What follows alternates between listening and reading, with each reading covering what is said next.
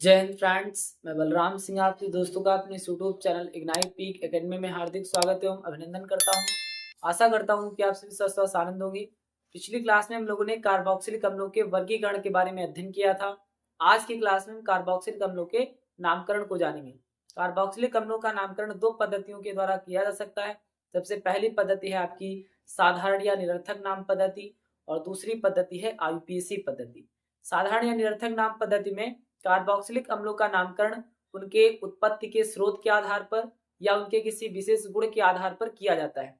IPAC पद्धति में carboxylic अम्लों को एल्केनोइक अम्ल कहते हैं, अर्थात एल्केन के नाम के अंत से ई हटाकर हम ओइक अम्ल जोड़ देते हैं। इस तरीके से आपका एल्केनोइक अम्ल प्राप्त होता है।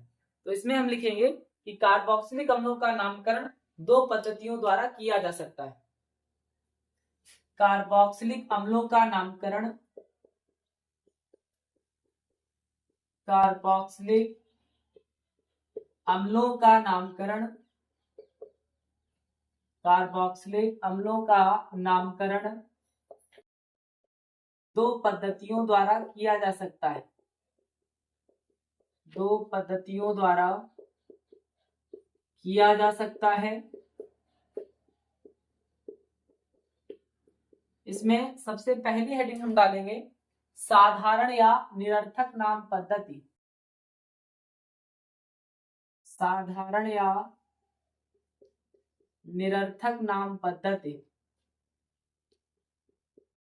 साधारण या निरर्थक नाम पद्धति।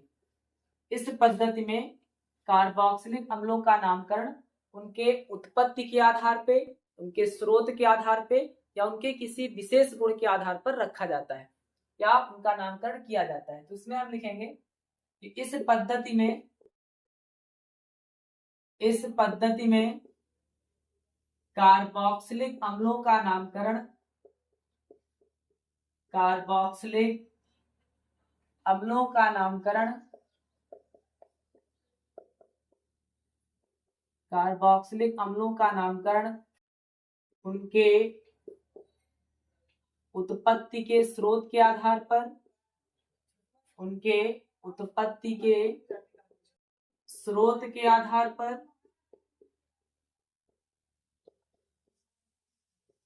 उनके उत्पत्ति के स्रोत के आधार पर या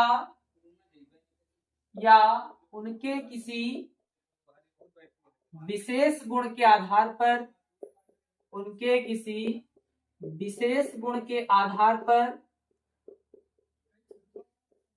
विशेष गुण के आधार पर किया जाता है। इस पद्धति में कार्बोक्सिलिक अम्लों का नामकरण उनके उत्पत्ति के स्रोत के आधार पर या उनके किसी विशेष गुण के आधार पर किया जाता है। जैसे हम एग्जाम्पल को समझेंगे,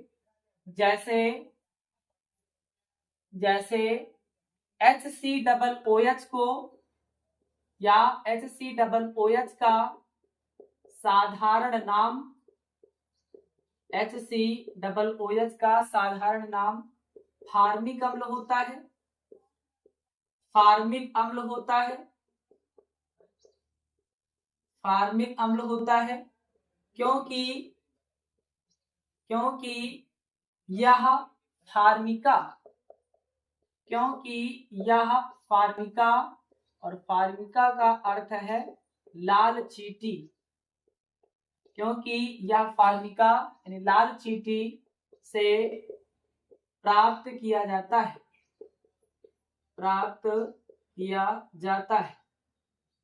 HCOOH का साधारण नाम या सामान्य नाम फार्मिक अम्ल होता है क्योंकि यह फार्मिका यानी लाल चींटी से प्राप्त किया जाता है। तो उत्पत्ति के स्रोत के आधार पर इसका नाम पड़ गया फार्मिक अम्ल।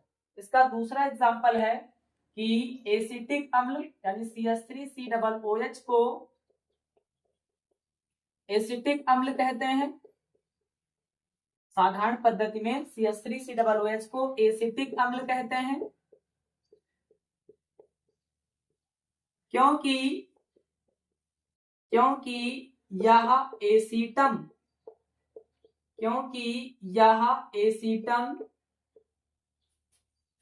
एसीटम और लैटिन में एसीटम का मतलब होता है सिरका। लैटिन में एसीटम का अर्थ होता है एसीटम का अर्थ होता है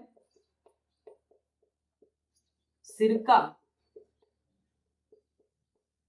क्योंकि यह एसीटम, लैटिन में एसीटम का अर्थ होता है सिरका, से प्राप्त किया जाता है, प्राप्त किया जाता है। यानी साधारण या निरर्थक नाम पद्धति में कार्बोक्सिलिक अम्लों का नामकरण उनके उत्पत्ति के स्रोत के आधार पर या उनके किसी विशेष गुण के आधार पर किया जाता है। जैसे हमने एग्जांपल में देखा कि HCOOH का साधारण नाम फार्मिक अम्ल होता है, क्योंकि यह फार्मिका लाल चींटी से प्राप्त किया जाता है। तो लाल चींटी यानी फार्मिका से प्राप्त होने की वजह से इसका नाम पड़ जाएगा फार्मिक अम्ल। इसी तरीके से जो CH3COOH होता है, इसका साधारण पद्धति में नाम होता है एसिटिक अम्ल, क्योंकि यह एसीटम, और एसीटम को लैटिन में कहते हैं सिरका, सिरके से प्राप्त होने की वजह से इसका नाम पड़ जाएगा एसिटिक अम्ल। फिर इसके बाद में हम आएंगे IUPAC पद्धति में। तो अगली हेडिंग डालनी है IUPAC पद्धति।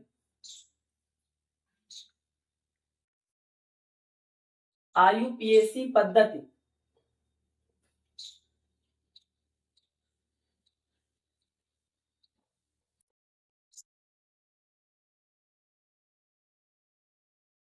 IUPAC पद्धति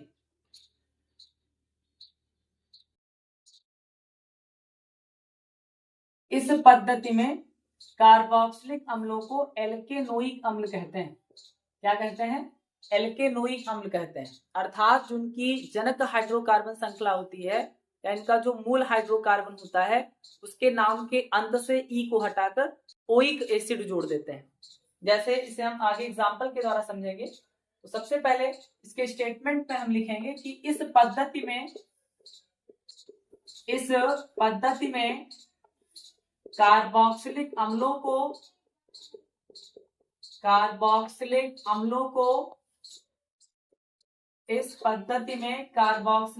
को एल्केनोइक अम्ल कहते हैं। एल्केनोइक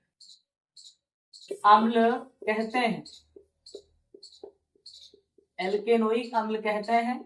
इसमें मूल हाइड्रोकार्बन या हम कह सकते थे एल्केन, मूल हाइड्रोकार्बन के नाम के अंत से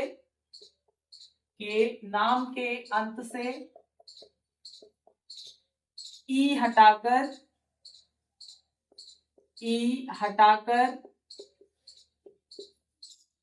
ओइक एसिड जोड़ देते हैं, या हम कहें ओइक अम्ल जोड़ देते हैं,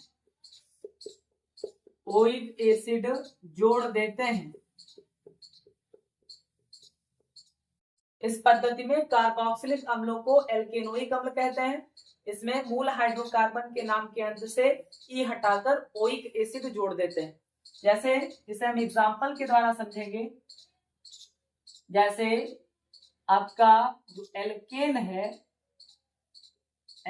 है इसमें से ई हटाना है और ओइक एसिड जोड़ना है। इस तरीके से ये आपका हो जाएगा एल्केनोइक एसिड। क्या हो जाएगा? एल्केनोइक एसिड हो जाएगा। इसके एग्जांपल में हम पहला एग्जांपल ले सकते हैं HCOOH। अब जो कार्बोक्सिलिक समूह का कार्बन होता है ये भी मुख्य श्रृंखला में जोड़ा जाता है। तो इसमें देखेंगे एक कार्बन है, तो एक कार्बन के लिए हम लिखते हैं मेथ, और कोई बॉन्ड नहीं मतलब सिंगल बॉन्ड है तो हो जाएगा एन, अंत से ई हटाना है और ओइक एसिड जोड़ना है तो ये हो जाएगा मेथेनोइक एसिड। क्या हो जाएगा? ये हो जाएगा मेथेनोइक एसिड। इसी तरीके से एक दूसरा एग्जांपल CH3COOH, कितने कार्बन? 2 कार्बन, 2 के लिए हम लिखेंगे एथेन, लेकिन अंत से हमें ई हटाना है और क्या जोड़ना है? ओइक एसिड जोड़ना है। इस तरीके से हो जाएगा एथेनोइक एसिड। इसी प्रकार एक अगला example CH3 single bond CH2 single bond CH2 single bond COOH। इसमें कार्बन कितने? 1 2 3 4, 4 कार्बन के लिए हम लिखते हैं ब्यूटेन, अंत से ई हटाना है और ओइक एसिड जोड़ना है। इस तरीके से हो जाएगा ब्यूटेनोइक एसिड। अब जो कार्बोक्सिलिक समूह है ये 1 नंबर पे है तो हम यहाँ पे 1 लिख भी सकते हैं और हम 1 नहीं भी लिखेंगे तो आपका काम चल जाएगा। 4 कार्बन के लिए ब्यूटेन, COOH के लिए अंत में जोड़ना ओइक एसिड, किस तरीके से इसका नाम हो जाएगा ब्यूटेनोइक एसिड। इसे आप नोट करेंगे। फिर इससे संबंधित कुछ और भी एग्जांपल्स को हम जानेंगे जिसमें आपका प्रतिस्थापी समूह लगा होता है।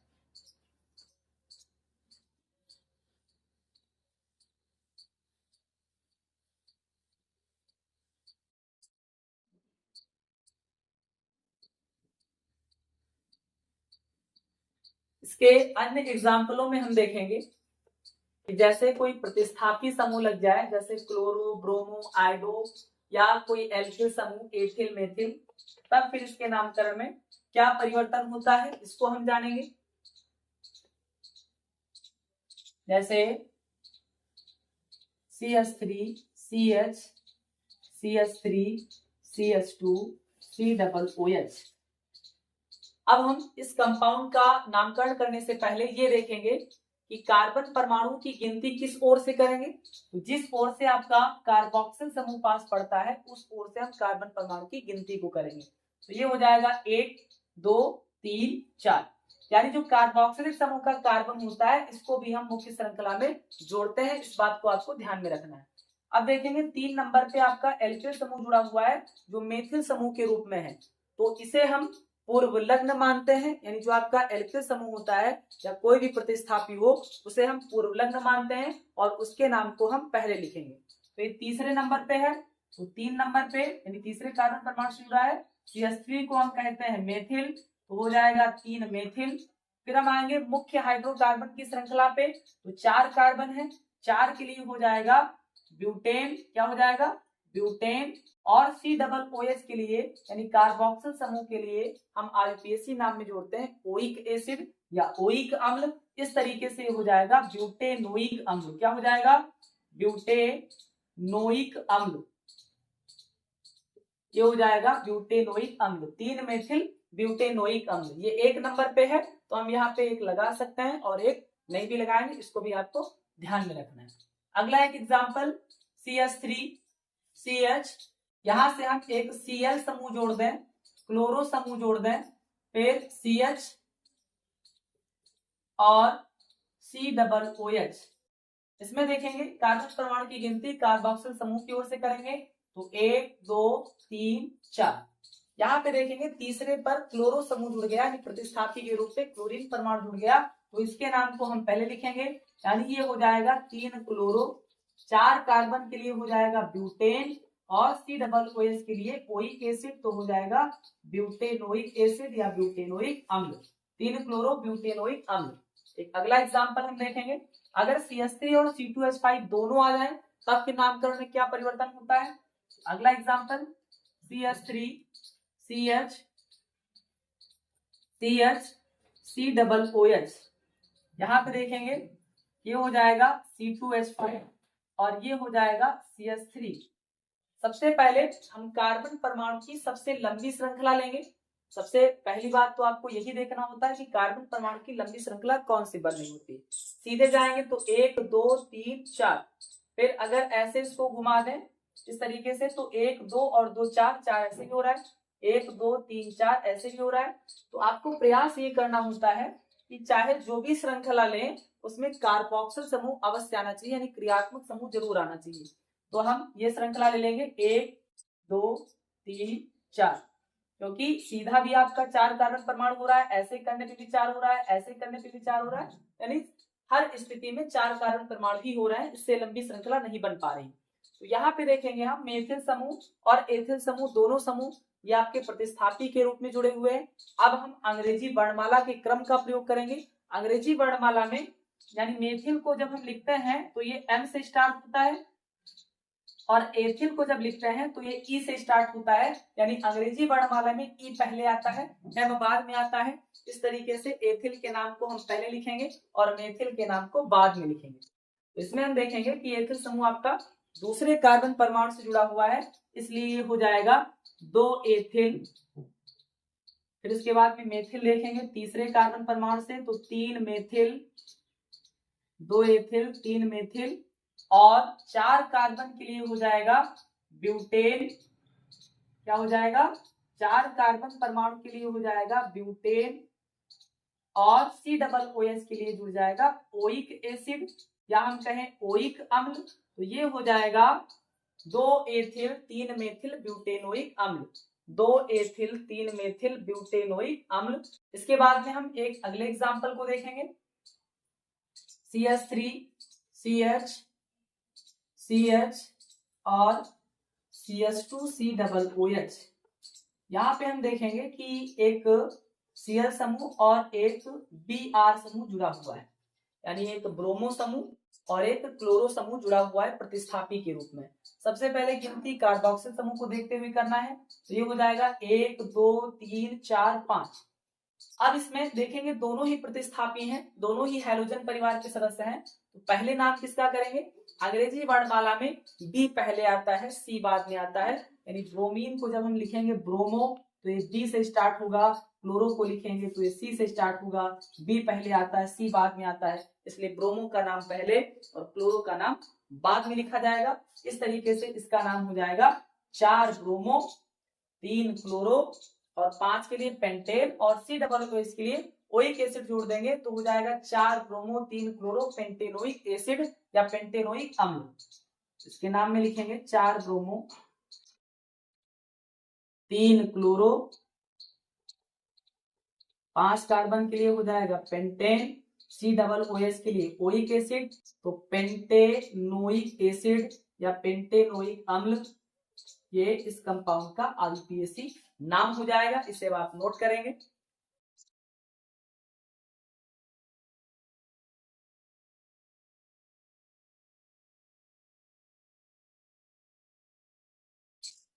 इस तरीके से कार्बोक्सिलिक अम्लों के नामकरण में हमने 2 पद्धतियां, साधारण या निरर्थक नाम पद्धति और IUPAC पद्धति का अध्ययन किया।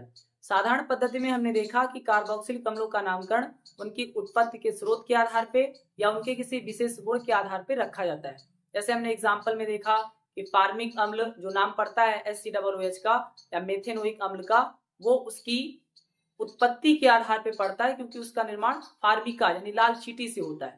दूसरे एग्जाम्पल में हमने देखा जो CH3COOH होता है यानी एथेनोइक अम्ल होता है, उसे हम एसिटिक अम्ल कहते हैं क्योंकि वह एसिटम यानी सिरके से प्राप्त होता है और एसिटम शब्द को लैटिन में हम बोलते हैं सिरका। फिर उसके बाद में हमने IUPAC पद्धति में देखा कि कार्बोक्सिलिक अम्लों को एल्केनोइक अम्ल कहते हैं, अर्थात जो एल्केन होता है उसके नाम के अंत से ई हटाकर ओइक एसिड जोड़ दिया जाता है, इस तरीके से उसका नाम हो जाता है एल्केनोइक एसिड। फिर उसके बाद में हमने कुछ श्रृंखलाएं ली जिसमें प्रतिस्थापी समूह भी जुड़ा होता है, तो प्रतिस्थापी के नाम को पहले लिखते हैं, फिर हम जनक हाइड्रोकार्बन श्रृंखला को गिनते हैं, उसके नाम को लिखते हैं और फिर नाम के अंत में हम ओइक एसिड लगा देते हैं क्योंकि कार्बोक्सिलिक के लिए ओइक एसिड जुड़ता है। फिर उसके बाद में हमने देखा कि अगर समान प्रकार के एल्किल समूह या प्रतिस्थापी जुड़ जाएं तो उन्हें हम अंग्रेजी वर्णमाला के क्रम के अनुसार स्थान देते हैं, यानी एथिल पहले आता मेथिल बाद में आता, तो उस क्रम में हम उसको लिखते हैं। इसी प्रकार हमने हैलोजन परिवार में देखा जैसे ब्रोमो और क्लोरो समूह ये जुड़ जाएं तो सबसे पहले नाम किसका करेंगे, तो सबसे पहले नाम हम लिखेंगे ब्रोमो का क्योंकि अंग्रेजी में बी पहले आता है और सी बाद में आता है, इस हिसाब से इसका नामकरण करेंगे। 4 ब्रोमो 3 क्लोरो और 5 कार्बन के लिए पेंट, सिंगल बॉन्ड के लिए ए तो पेंटेनोइक एसिड यानी COOH के लिए ओइक एसिड लगेगा। इस तरीके से आज की क्लास में हमने कार्बोक्सिलिक अम्लों के नामकरण को पूरी तरह से कंप्लीट कर दिया है। इससे अगली क्लास में हम कार्बोक्सिलिक अम्लों के निर्माण की विधियों तथा उनके रासायनिक गुणों का अध्ययन करेंगे। तब तक के लिए पढ़ते रहिए, बढ़ते रहिए। Thank you. जय हिंद, जय भारत।